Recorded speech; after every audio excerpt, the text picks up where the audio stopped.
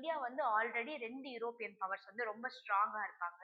ஒரு European power யாருன்னு கேட்டீங்கன்னா இங்கிலீஷ், இன்னொரு யூரோப்பியன் பவர் வந்து பிரெஞ்சு. மத்த யூரோப்பியன் பவர்ஸ் வந்து they are not as much as strong like this 2 powers.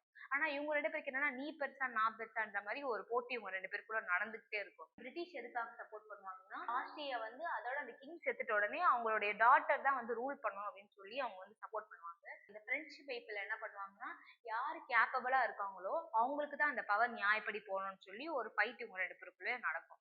இப்ப இந்த ஃபைட் வந்து என்ன ஆகுதுன்னா நம்மளுடைய இந்தியாலுமே வந்து ரிஃப்ளெக்ட் ஆகும். இது எப்படி ரிஃப்ளெக்ட் ஆகும்னா டூப்ளெக்ஸ் அப்படின்னு சொல்லி ஒருத்தர் இருப்பாரு. Duplex who belong to this French. அவர் வந்து பிரெஞ்சு கவர்னரா இருப்பார். டூப்ளெக்ஸ் என்ன பண்ணுவார்னா he'll be marching towards Madras. மெட்ராஸை வந்து ஆல்ரெடி யார் கண்ட்ரோல் இருக்கும்னா பிரிட்டிஷ் கண்ட்ரோல் இருக்கும். நம்ம தானே ஆல்ரெடி இந்த இடத்துல இருக்கோம், இவங்க எப்படி இவங்க வந்து கேப்சர் பண்ணலாம்னு சொல்லி இவங்க என்ன பண்ணுவாங்கன்னா நவாபு கிட்ட வந்து கம்ப்ளைண்ட் பண்ணுவாங்க. நம்மளோட இந்தியனோட ரீஜனல் ரூலர்ஸ் தான் நவாபு. அந்த பிளேஸ்க்கு வந்து யார் அப்ப வந்து பாத்தீங்கன்னா நவாப் தான் வந்து கண்ட்ரோல் இருப்பாங்க. இந்த டூப்ளெக்ஸ் என்ன பண்ணுவாருன்னா ஃபர்ஸ்டே நவாப் கிட்ட போயிட்டு நான் வந்து மெட்ராஸை கேப்சர் பண்ணிடுறேன், பிரிட்டிஷ் அதுல சேர்த்து வச்சிருப்பாங்கல்ல நிறைய வெல்த், அந்த வெல்த் எல்லாம் நம்ம என்ன பண்ணலாம் டிவைட் பண்ணலாம்னு சொல்லி சொல்லுவாங்க. டூப்ளெக்ஸ் வந்து அந்த நவாபை வந்து ஏமாத்திடுவாங்க. எல்பி பெட்ரேல் பண்ணிடுவாரு. நான் வந்து உனக்கு தர முடியாது அப்படின்ற மாதிரி துரோகம் மாதிரி அவர் வந்து ஏமாத்திடுவார்.